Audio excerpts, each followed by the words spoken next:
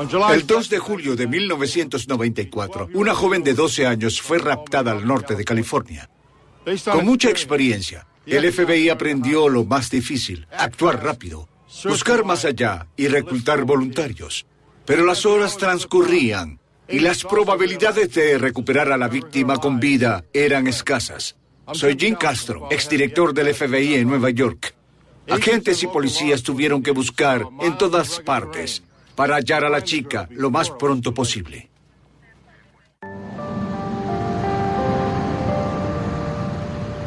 Cada segundo cuenta. La pequeña ciudad de Lodi, en California, está en el corazón del llamado Estado Dorado, justo al sur de Sacramento. Está rodeada por algunas de las fincas más ricas del mundo, huertos y viñas famosas. La mayoría de sus habitantes disfrutan la tranquilidad de Lodi y la baja tasa de delitos en comparación con las grandes ciudades. El sábado 2 de julio de 1994, 3 de sus residentes más jóvenes descansaban mirando la televisión. Una chica de 16 años cuidaba a su hermanita y su amiga. Los padres de las niñas estaban lejos en Michigan, donde pasarían las fiestas del 4 de julio. A las 4 de la tarde, un visitante se detuvo. Un sujeto sin camisa, cubierto de tatuajes, preguntaba por la casa, la cual estaba en venta. Preguntó si podía pasar y revisar el lugar. Sí, bueno, puedes... La adolescente le dijo que llamara a la agente de bienes raíces y pidiera una cita, mientras sus padres regresaban en un par de días. El sujeto afirmó que no tenía un bolígrafo y preguntó si podía pasar para anotar. La chica le negó la entrada y se ofreció a escribirlo en lugar de él. En una libreta de su padre, la joven anotó al número del agente de bienes raíces. Ella se lo entregó al desconocido, quien se marchó con renuencia. No, vamos. Hola, me gustaría hacer un pedido. Una grande mitad. Mientras se acercaba la hora de cenar, la hermana mayor llamó para ordenar una pizza. Gracias, adiós. El sitio de comida más cerca estaba a 10 minutos. Recogeré la pizza. Las chicas no querían dejar su película, entonces la joven resolvió dejarlas en casa. Solo estaría fuera 20 minutos. Dejar a las niñas solas en corto tiempo no parecía demasiado riesgo.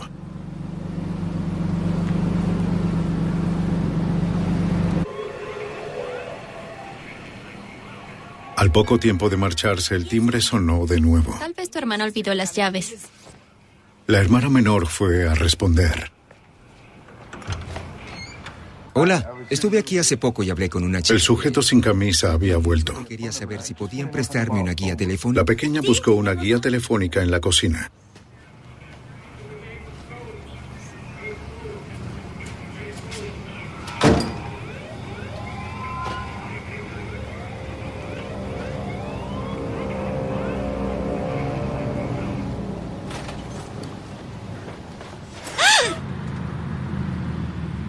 Más tarde, la hermana mayor regresó con la pizza.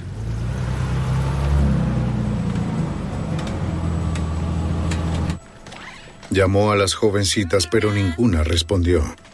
Llegó la pizza. Con un cuchillo a su garganta, el sujeto sin camisa la atacó. ¡Auxilio! ¡No te muevas! ¡No te muevas! Forzó a la adolescente a subir a su habitación donde estaban las otras jovencitas atadas en la cama. Al igual que a las otras, le aseguró sus manos y pies. Ninguna sabía qué ocurriría. Temblando, la amiga de Katie sintió al intruso tirar de un nudo desde sus tobillos.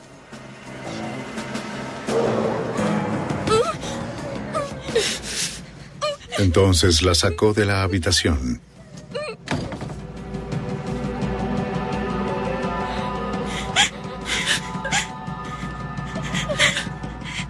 En una segunda habitación, el sujeto lanzó a la joven víctima hacia la cama, amenazando con matarlas si ella gritaba. Ató sus pies otra vez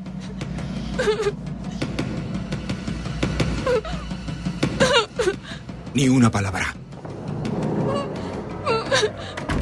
Luego dejó la habitación.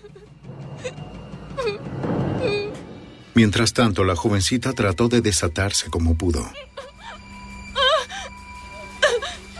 ¡Cállate! Para ellas, la situación parecía desesperante.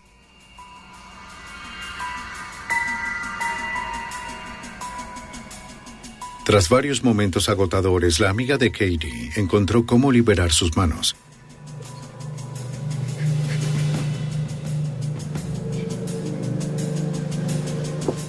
Pero las ataduras de sus piernas la hacen tropezar mientras intenta ponerse de pie.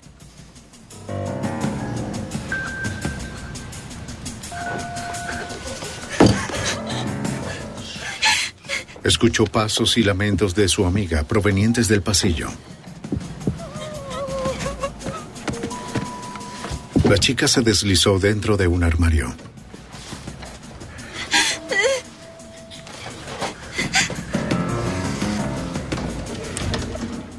Llevándola a la fuerza, el sujeto irrumpió en la habitación.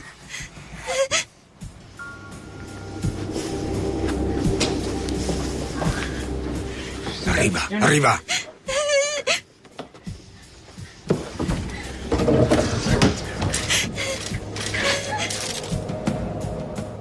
No logró ver a la chica escondida en el armario. No tenía idea a dónde pudo meterse.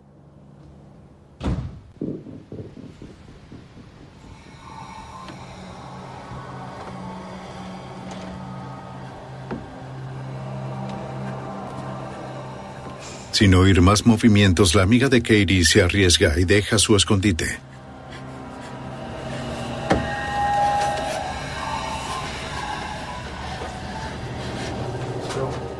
El intruso quizás piensa que escapó y llamará a la policía. Vamos afuera. Vamos. Métete ya. Métete ya. Como perdió el control de una de sus rehenes, el sujeto decide enfocarse en una sola. El secuestrador la obligó a entrar al auto y salir de allí.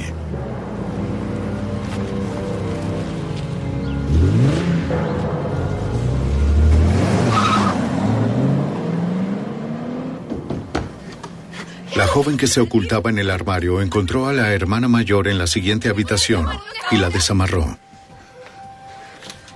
La adolescente llamó al 911 y reportó que un hombre tatuado secuestró a su hermana, llevándose su auto deportivo rojo. Se la llevó. No sabemos dónde está. La información fue transmitida a los oficiales de Lodi.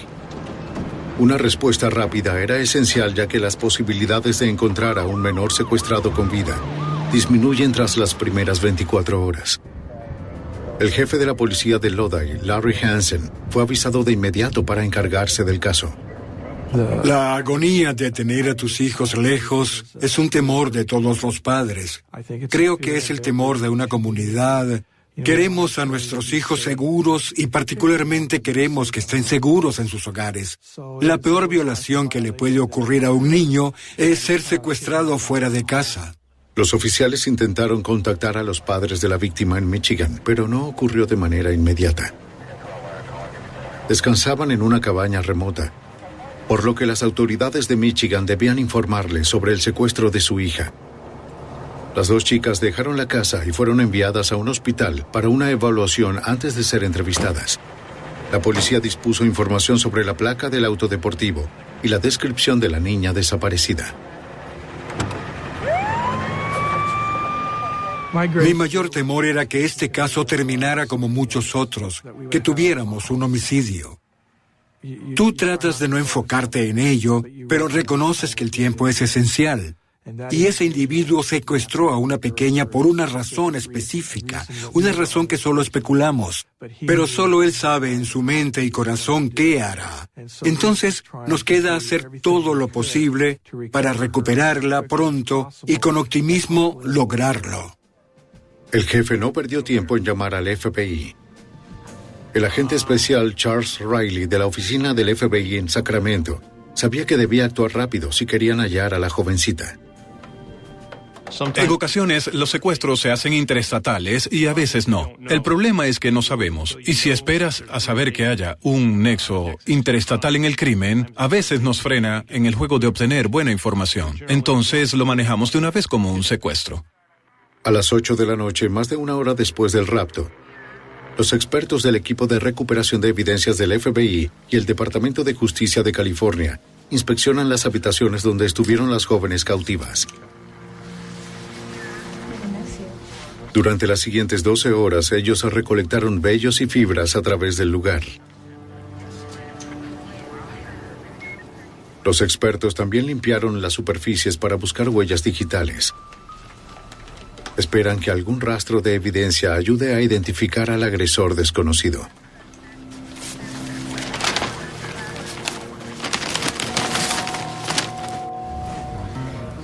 En el hospital, la hermana mayor de la víctima y su amiga, aún agitadas, le contaron a una detective de Lodi que nunca antes habían visto al atacante. Las chicas lo describieron como un hombre de 1,74 m, bronceado, tonificado, con muchos tatuajes. También detallaron lo ocurrido solo horas atrás. La jovencita manifestó sentirse aterrorizada cuando su amiga no respondía, tras salir a atender al extraño. Katie, ¿dónde estás?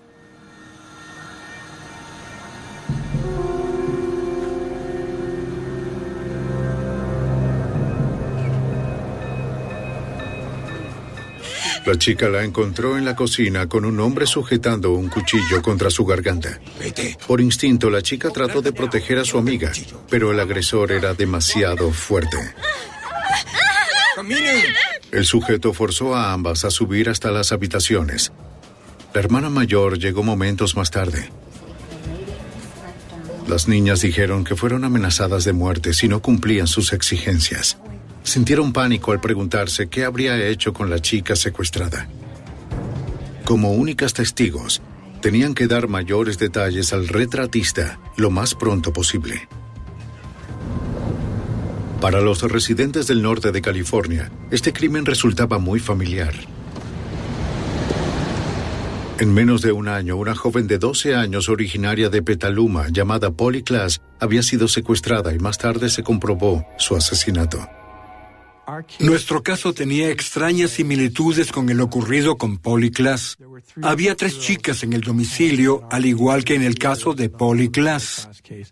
Ambos sospechosos utilizaron cuchillos. Ambos sospechosos se llevaron a una de las chicas que estaban en la casa.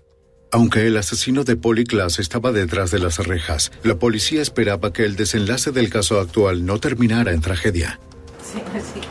Los investigadores de Lodi solicitaron ayuda a la Fundación Polly Klaas. Tras la muerte de Polly, la fundación ayuda a las autoridades con información que pueda esclarecer casos de secuestro contra menores tan pronto se produzcan. Hice una primera llamada. Los contacté porque tenían los recursos para apoyar en este tipo de investigaciones, los cuales no teníamos. Tienen su propia red, cuentan con tiendas y estaciones de servicios 24 horas, las cuales envían por fax copias de folletos. De esa manera, las personas que viajen pueden estar precavidas ante este tipo de incidentes. En la estación de policía de Lodi, las jovencitas describieron cómo se veía el sospechoso. Tal como lo identificaron en la escena del crimen, cada uno de sus brazos estaba cubierto de tatuajes. En la mitad de su espalda llevaba el dibujo de una calavera. Tenía el cabello rubio, ojos azules, un bigote y barba desaliñada. Los investigadores enviaron el retrato hablado a cada agencia de seguridad y medio de comunicación en la zona. 32 kilómetros en una vía desolada, en un área rural del condado de San Joaquín, un ranchero iba de regreso a casa a eso de las 8:30 de la noche, cuando notó un incendio en el pasto.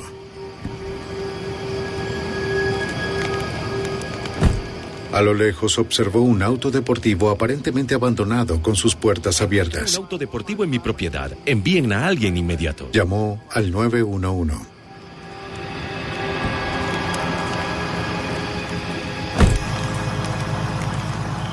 Los bomberos fueron los primeros en llegar. Un incendio forestal al norte de California puede extenderse rápidamente con resultados devastadores. Contuvieron las llamas antes de que alcanzaran al auto deportivo rojo.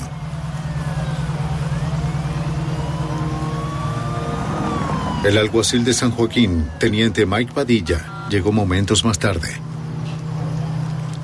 Recibimos el aviso de un incendio sospechoso. Las llamas cubrían el lugar y allí estaba el vehículo abandonado. Cuando vimos el auto, coincidía con la descripción transmitida en señal de alerta por la policía de Lodi. Era muy similar al vehículo y cuando pudimos acercarnos al auto y leer la placa, la registramos en nuestra lista. La policía confirmó que ese era el vehículo. Al parecer, el auto provocó el incendio tras rodar por el terreno del ranchero y detenerse contra unos escombros. La policía no encontró signos de la víctima o el secuestrador. Solo podían esperar que estuvieran cerca y la chica siguiera con vida. A las 8:30 del 2 de julio de 1994, 1 hora y media tras el secuestro de una chica en Lodi, California, los investigadores hallaron el vehículo robado en un incendio registrado en el condado de San Joaquín. La chica y el secuestrador no estaban allí. El alguacil de la localidad, teniente Mike Padilla, se unió a la policía de Lodi y al FBI.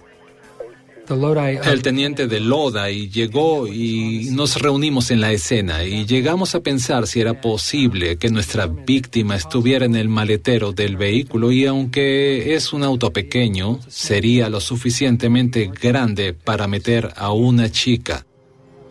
Las llaves no se encontraban, entonces los bomberos cortaron el seguro del maletero. No escucharon ruidos ni gritos. Temían lo peor. El maletero estaba vacío.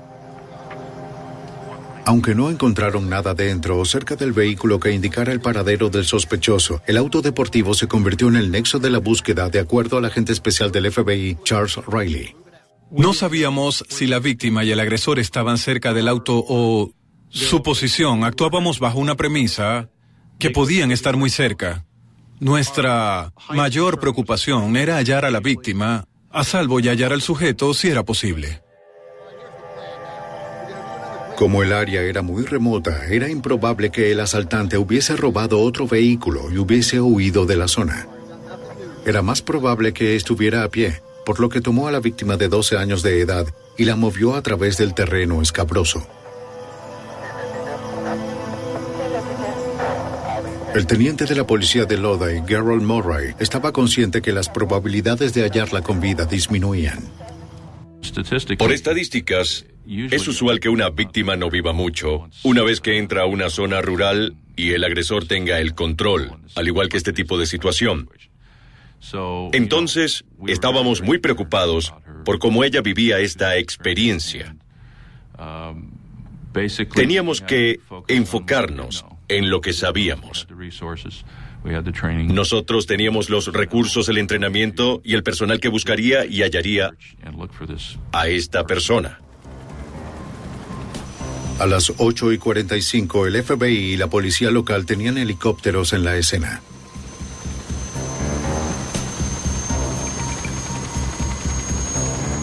Desde arriba guiarían a los investigadores hacia la chica y su secuestrador de hallarse en la zona. Para trabajar en la oscuridad, los pilotos se confían siguiendo un sistema de detección infrarroja, por sus siglas en inglés, FLIR. FLIR es un sensor sofisticado que ilumina todo aquello que irradie calor, incluyendo personas o el motor de un automóvil. En el suelo, las unidades caninas prestaron asistencia. Los investigadores esperaban que su olfato les indicara el rastro del secuestrador y la víctima.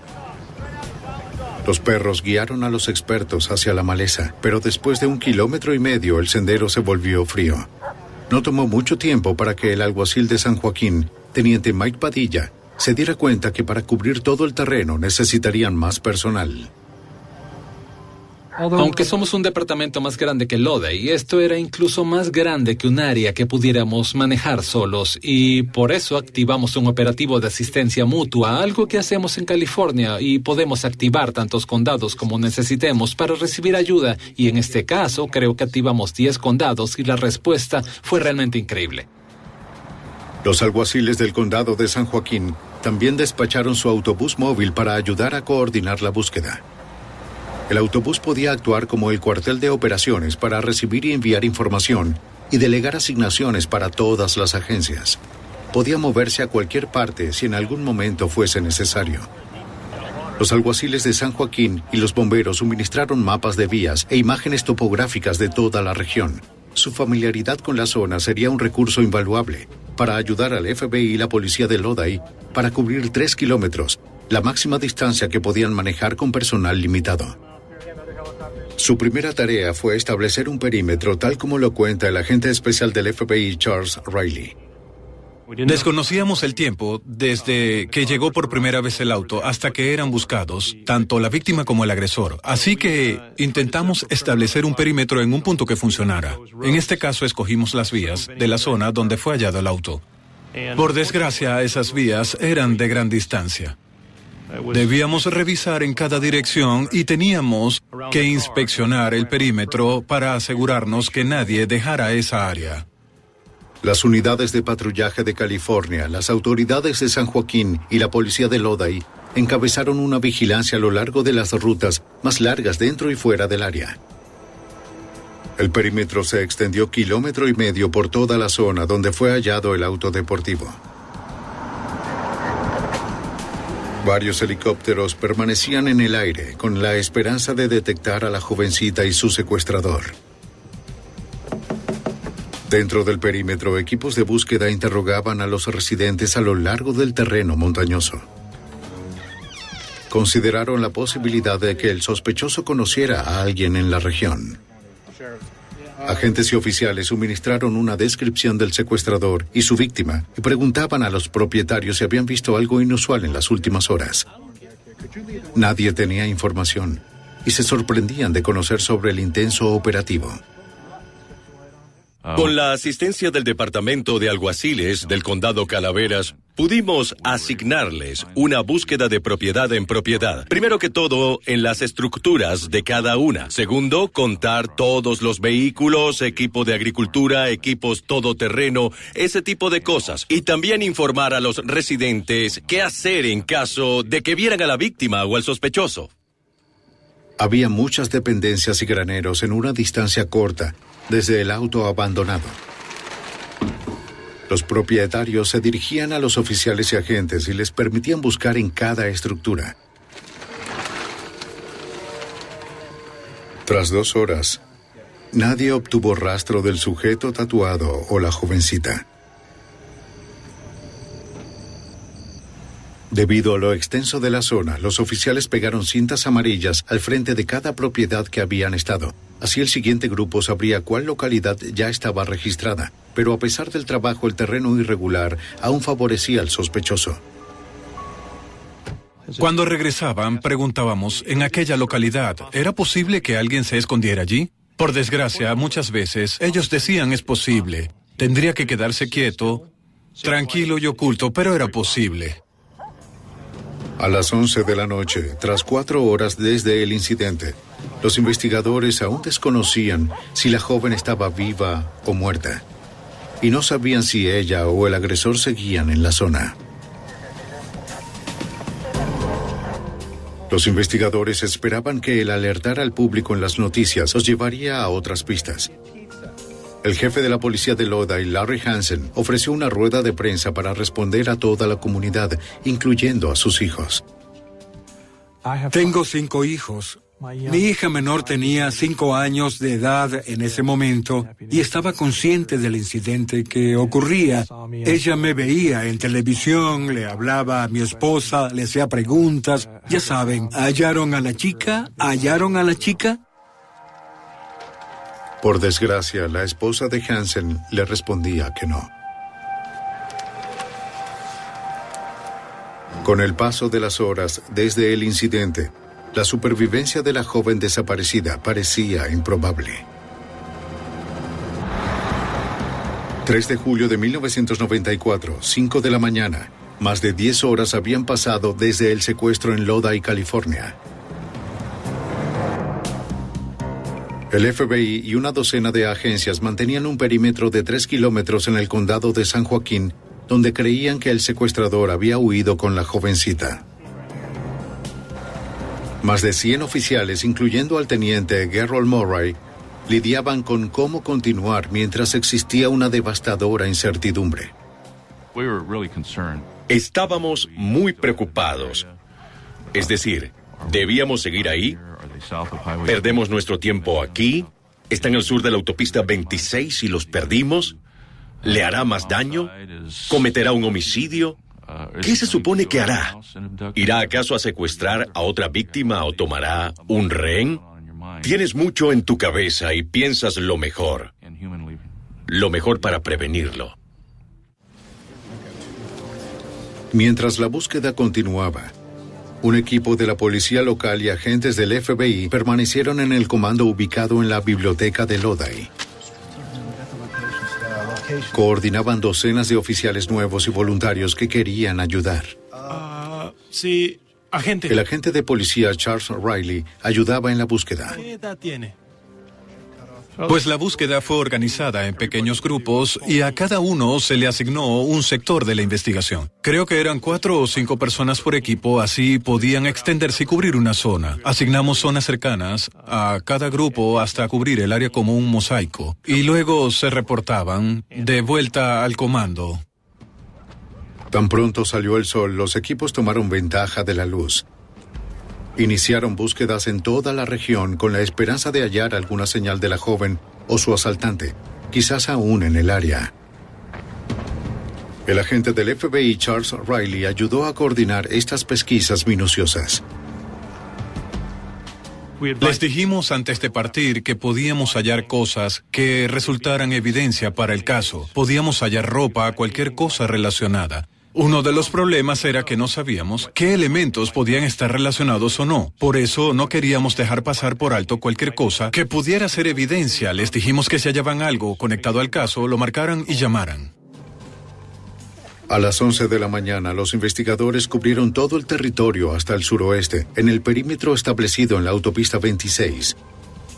Se movieron al sur, donde había más lugares para alguien ocultarse. Había huertos con árboles, mucha maleza y bastante pasto. 8 perros, patrullas a caballo y agentes a pie continuaron la búsqueda en el terreno. El área se volvió tan extensa más allá del perímetro, por lo que nuestra tarea de búsqueda se hacía menos precisa. Si queríamos hallar a alguien tratando de ocultarse, era muy difícil. Evaluamos eso a pesar que pudo escaparse durante la noche a través del perímetro porque no estaba del todo controlado, o quizás estaba fuera de él antes de establecerlo. Mientras hacíamos la búsqueda, para nada. Esas 2 ideas las evaluamos durante el día. Esperando por una pista, los investigadores sondearon el vecindario en Lodi, donde el secuestro tuvo lugar 15 horas antes. Buenas tardes. Soy el detective. Como el sospechoso se acercó a la casa a pie, quizás vivió cerca o fue contratado por alguno de los vecinos como jardinero. Sí, un tipo joven vino por acá y... Descubrieron que nadie lo conocía, pero no recordaban haber visto a un sujeto tatuado. Una jovencita confirmó que había hablado con el sospechoso 1 hora antes del incidente. El agresor caminó por todo el vecindario, viendo las casas con los anuncios de venta. Hola. Oye, vine por el anuncio de venta. Al igual que en la casa de la víctima, dijo que estaba interesado en comprar y preguntó si podía pasar a revisar. Ella se rehusó y le dijo que llamara al agente de bienes raíces.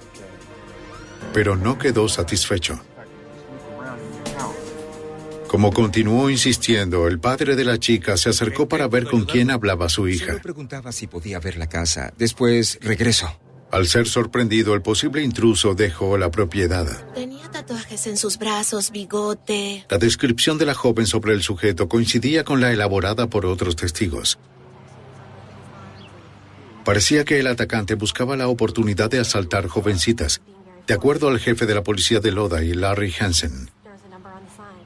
Se vuelve difícil darse cuenta que en efecto hay personas en el mundo que se aprovechan de nuestros hijos para secuestrarlos, asesinan y siguen por allí sueltos como si nada. Aún existen y siguen en nuestras vidas. Hay personas que planifican cómo robar a un niño. Es un hecho espantoso entender que en verdad eso ocurre. Dentro y alrededor de Lodi, cientos de voluntarios postearon folletos de la joven desaparecida, incluyendo un dibujo del secuestrador. Con la ayuda de la Fundación Polyclass, eran capaces de llenar toda la zona con 20,000 folletos en cuestión de horas. Finalmente, uno de los folletos funcionó. Una mujer y su amigo reconocieron el rostro del sospechoso. Llamó a la policía de inmediato.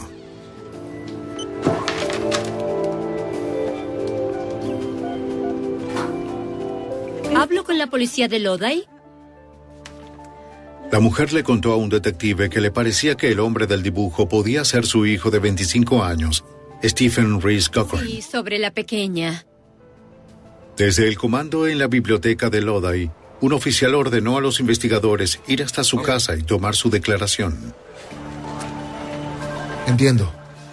La casa estaba a una corta distancia desde el vecindario donde ocurrió el incidente. Sí. Cochran, de hecho, le contó a su madre que tenía la fantasía de secuestrar a una jovencita, de llevarla en su camino y asesinarla. Así que eso sería una fuerte posibilidad. Ella le decía a su hijo Stephen que usara un refugio en la ciudad, pero a veces tomaba un autobús para visitarla. A las 3 de la tarde del día anterior, Cochran salió de casa a pie hasta el vecindario donde ocurrió el crimen. Iba con pantalones cortos y sin camisa. La foto de su hijo encajaba con el dibujo del sospechoso. Y piénselo mejor cuando regrese a casa. Stephen Reese Cochran estuvo dentro y fuera de prisión varias veces en su vida. 2 meses atrás salió de una prisión de Arizona, tras asaltar a una menor de edad.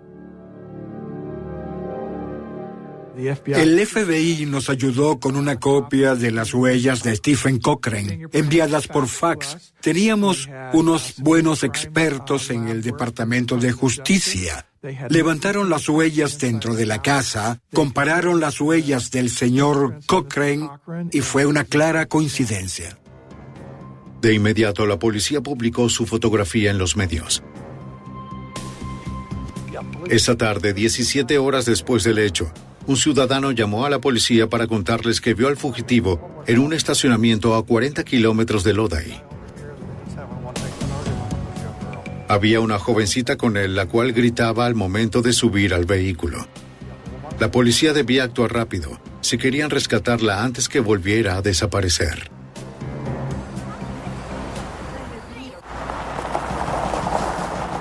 Tras 17 horas del secuestro de una joven de 12 años en Lodi, California, la policía recibió un reporte que ella y el sospechoso, Stephen Reese Cochran, fueron vistos en un estacionamiento en la ciudad de Manteca. ¡Conductor! Cuando hay niños secuestrados por un desconocido, las probabilidades de supervivencia disminuyen si no son hallados en las primeras 24 horas. Ahora salga del vehículo. ¡Despacio! ¡Hacia adelante! ¡Camine hacia atrás! ¿Qué es lo que sucede? ¡Hasta que le diga! El hombre con tatuajes se parecía al sospechoso. Ponga sus manos detrás de la cabeza.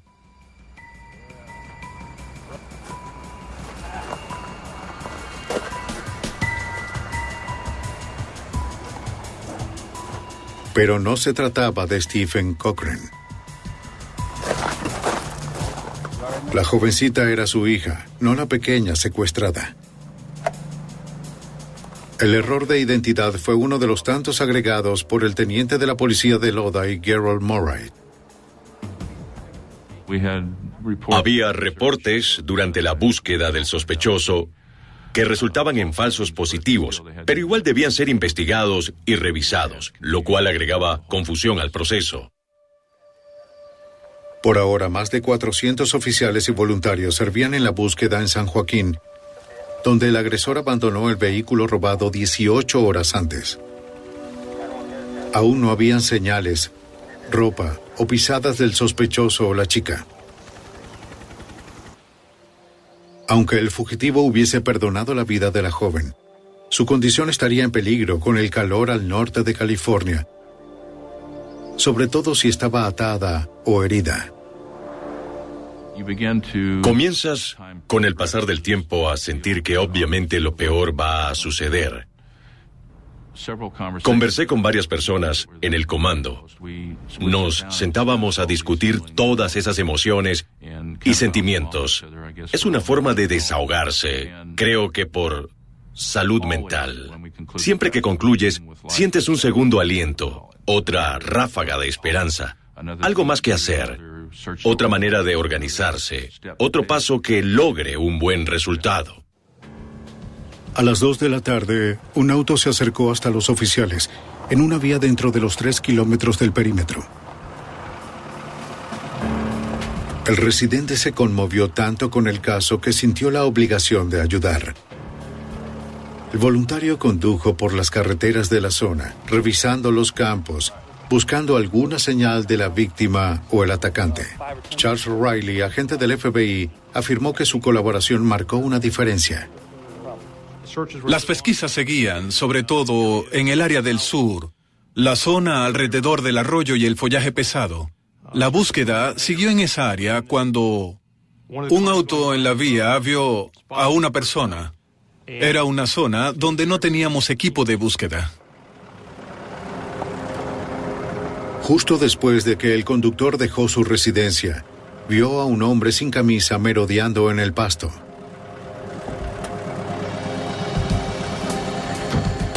El sujeto era rubio y usaba pantalones cortos, como describían las noticias.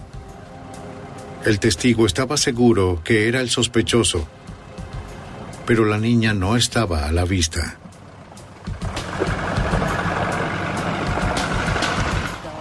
Aún después de 19 horas y varios kilómetros, era la primera esperanza que tenían los investigadores de hallar al fugitivo. Uno de los oficiales avisó por radio para alertar sobre la posición del sospechoso. Una respuesta rápida era esencial para encerrarlo antes de que se alejara. Tanto agentes como detectives convocaron a todo el personal. Recibieron otra llamada, esta vez de un oficial de pesca y caza.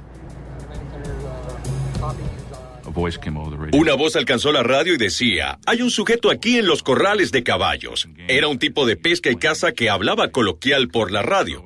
Así que nos congelamos como un ciervo en autopista. ¿Entendí bien lo que dijiste? ¿Fue un sujeto o un sospechoso?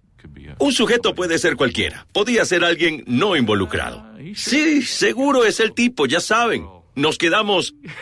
Nos salieron antenas, con la piel de gallina y todo. Entonces un agente federal, mi contraparte y yo, esperamos en un auto y nos movimos.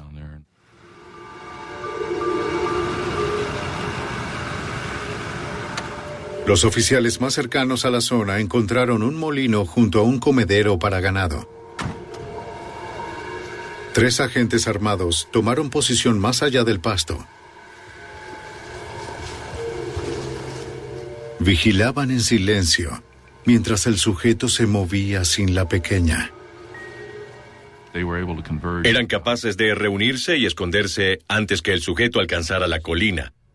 El sospechoso parecía moverse en esa zona, quizás deshidratado y asumiendo que encontraría agua en ese lugar. El fugitivo parecía exhausto, pero la policía no sabía si aún portaba un cuchillo. ¡Policía! ¡Deténgase! ¡Sus manos detrás de la... Finalmente atraparon a Stephen Reese Cochran. El ex convicto afirmaba no saber por qué lo arrestaban. Decía que no recordaba nada de lo ocurrido en las últimas 24 horas, asegurando que estaba bajo el efecto de las drogas. Cuando los investigadores le preguntaron sobre la víctima, se rehusó a responder. Para el jefe de la policía de Lodi, Larry Hansen, fue un momento de emociones encontradas. Era un alivio saber que ya estaba en custodia, pero me dolía porque la víctima no estaba con él. Me preocupaba mucho que no estuvieran juntos, así que no me dejé atrapar por el hecho de que lo teníamos. Aún había una pequeña que encontrar. Como Cochran se rehusó a cooperar, el paradero de la chica y su condición eran aún inciertos. Pero los investigadores no descansarían hasta recuperar a la joven o su cuerpo.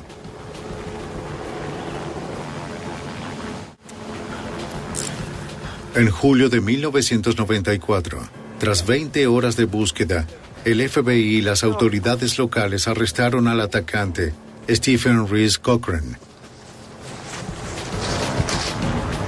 Cochran se rehusó a decir si la niña estaba viva o muerta, o incluso si estaba en la zona remota donde fue capturado. Aunque las probabilidades de supervivencia en un terreno escabroso parecían imposibles, el jefe de la policía de Lodi, Larry Hansen, mantuvo la esperanza. La mayoría de los niños que son secuestrados nunca los encontramos o los encontramos sin vida. Y mientras el caso se desarrollaba, era consciente de ello. Sin embargo, nos manteníamos positivos y con toda la atención en creer que sí la encontraríamos.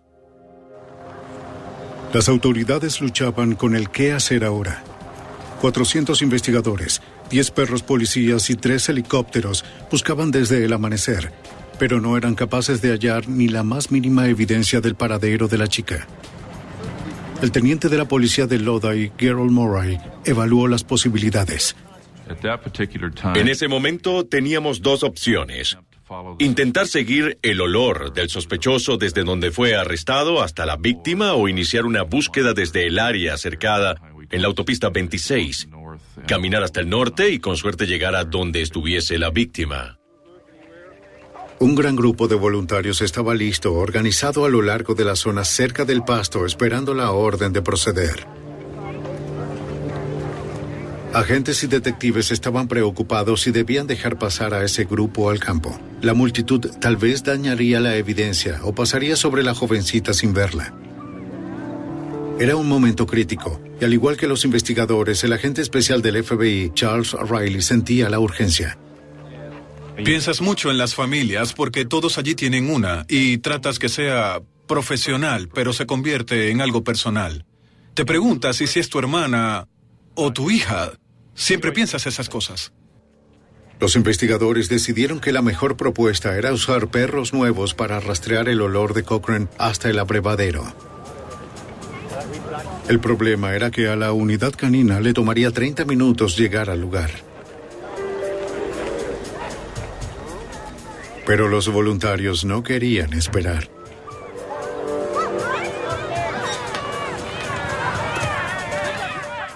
Me di cuenta que algunos civiles saltaban la cerca hacia la escena del crimen.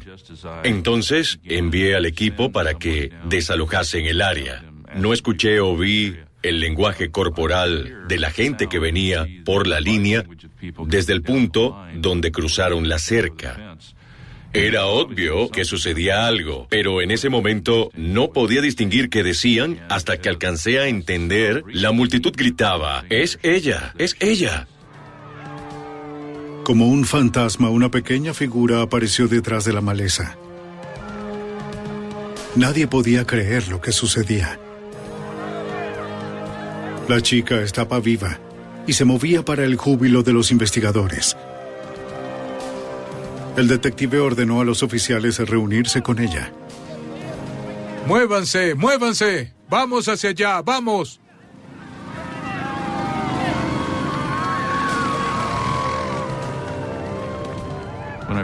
Cuando vi a la niña salir de la maleza, todas mis emociones se desbordaron. Todos mis temores, preocupaciones, la desesperación, ya no estaban. Francamente, me tomó unos 10 minutos reponerme y volver al ruedo. Las personas chocaban sus manos, se abrazaban, saltaban, reían, lloraban. Fue asombroso. No solo fue nuestro trabajo, fue algo de la comunidad. Y ciertamente apareció en ese momento una emoción que lo envolvió todo. La niña fue trasladada al hospital donde se reuniría con sus padres. Al día siguiente, el 4 de julio, a pesar de su dura experiencia, la chica se sintió lo bastante fuerte como para acompañar a su padre, un detective y al fiscal a los lugares donde Cochran la escondió durante la búsqueda. Bueno, recuerdo que él vino por acá. Según Katie, para evadir la captura, Cochran se ocultó con ella en el pantano. La forzó a quedarse escondida, medio sumergida en el agua pútrida de un estanque.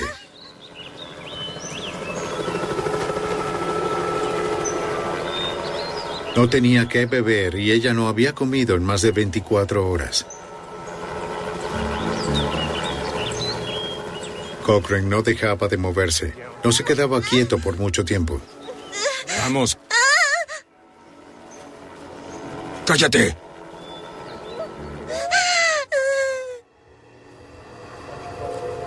La pequeña le mostró al grupo otro escondite. Dijo que se ocultaron debajo del heno. Dígame, ¿qué sucedió? Durante el tiempo que permanecieron en su último escondite, un comisario en un todoterreno recorría la línea cercada a no más de 9 metros de donde se encontraban. La víctima en ese momento, aunque no estaba bajo amenaza o herida, intentó poner su pie en el pasto y así llamar la atención del comisario, pero no tuvo éxito. De acuerdo a su relato, Katie se quedó dormida. Cuando despertó, Cochran ya no cargaba su cuchillo. Lo recuerdo bien. A varios metros de distancia, la policía localizó el arma blanca. Es un cuchillo. Más tarde, las autoridades obtuvieron la huella digital del agresor. Es esa. Tras calificar para un juicio, Stephen Reese Cochran fue hallado culpable por 23 cargos, incluyendo secuestro, asalto, violación de propiedad privada y robo de auto. La Corte de San Joaquín lo sentenció a 106 años de prisión. Incluso la hija menor del jefe de la policía de Lodi, Larry Hansen, comprendió la importancia del caso. Cuando todo acabó y ya era capaz de volver a casa, al fin pude retomar el sueño. Mi hija llegó más tarde y decía que la pequeña la habían encontrado. Ella pasó por el pasillo, entró a mi habitación, besó la puerta y dijo, "Gracias, papi". Cuando hablo con otros oficiales de este tema, hago hincapié en que una niña de 5 años pudo entender el impacto en este caso. Imaginen el impacto que tendría en la comunidad. El exitoso desenlace del caso en Lodi, California, con el legado de Polly Klaas y la Fundación de Niños Desaparecidos, se convirtieron en modelos para el manejo de otros casos de secuestros en todo el país. Con una respuesta rápida de ciudadanos y oficiales por igual, las comunidades aprenden cómo incrementar los porcentajes de supervivencia cuando uno de los suyos desaparece.